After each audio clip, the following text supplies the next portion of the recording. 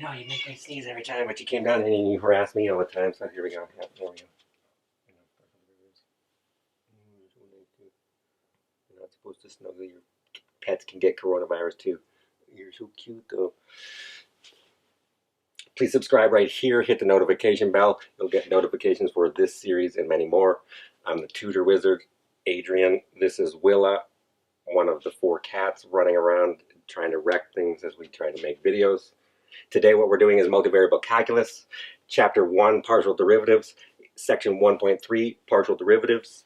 This lecture what we're going to do is, last time we did partial derivatives of x with respect to x and y of a function of 2 variables. Now we'll do the notion of partial derivatives of any of the variables of a function of 3 or more variables. Let's do it. Yeah, you go that way. This time we'll do it a lot faster. You can watch the previous video about partial derivatives with respect to x and y of a function of 2 variables. The game is the same now. You get more coordinates. So we have a function w, which is a function of 3 variables, x, y, and z.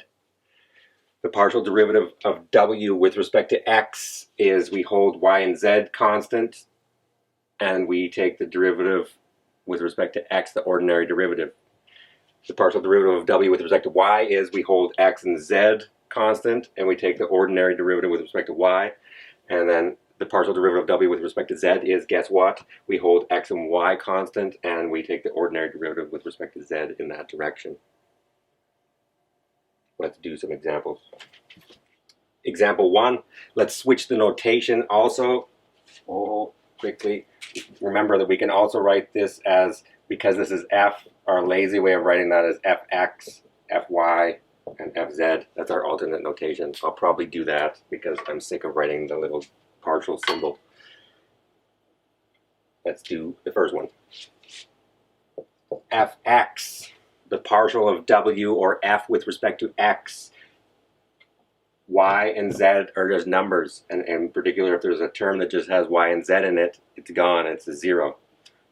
This is equal to y plus z.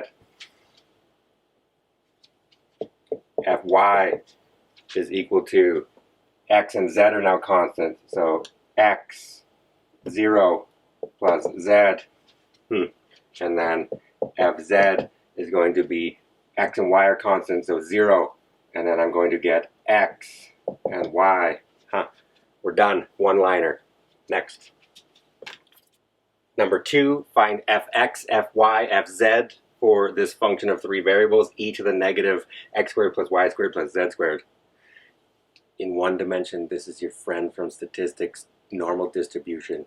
This is the 3-dimensional version of this, and it's the surface I can't draw. It's because the graph is in 4 dimensions. Here we go.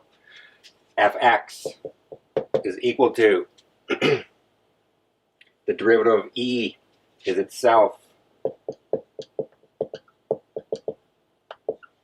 times the derivative of the inside by the chain rule. The derivative of the inside will be negative 2x.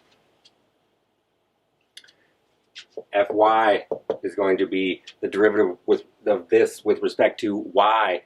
If you want, you can write it like this to remind yourself.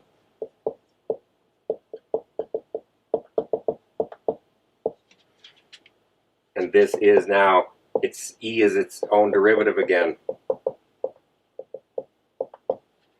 But by the chain rule, now I take the derivative of the inside, which is going to be negative 2y this time. And then, hopefully you can see the pattern again. This is going to be the partial with respect to z. Oh, that one got awfully big. The partial with respect to z of e to the negative x squared.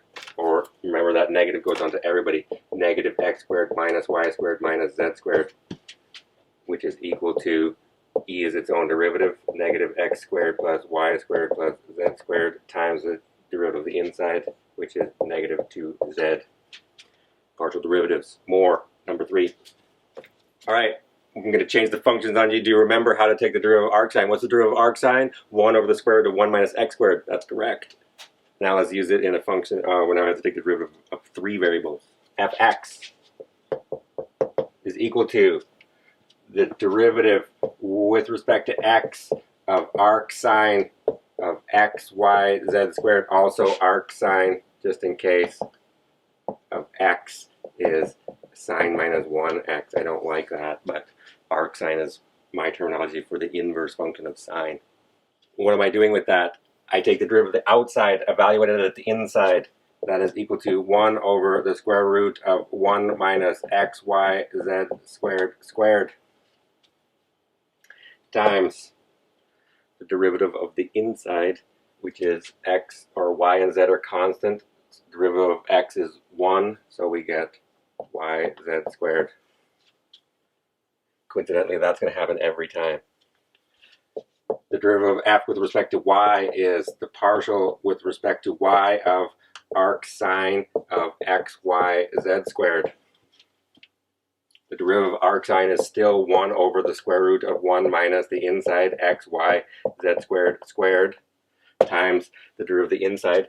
These two guys are now constant, so derivative of y is 1, so that gives me xz squared. And the derivative of f with respect to z is the partial derivative of f with respect to z of, what's our function? Arc sine xyz squared. The derivative of arc sine is 1 over the square root of 1 minus xyz squared times the derivative of the inside. These two are constant, and that gives us 2xyz. Please subscribe right here, hit the notification bell. I'm the Tutor Wizard Adrian. I'll see you next time. More derivatives.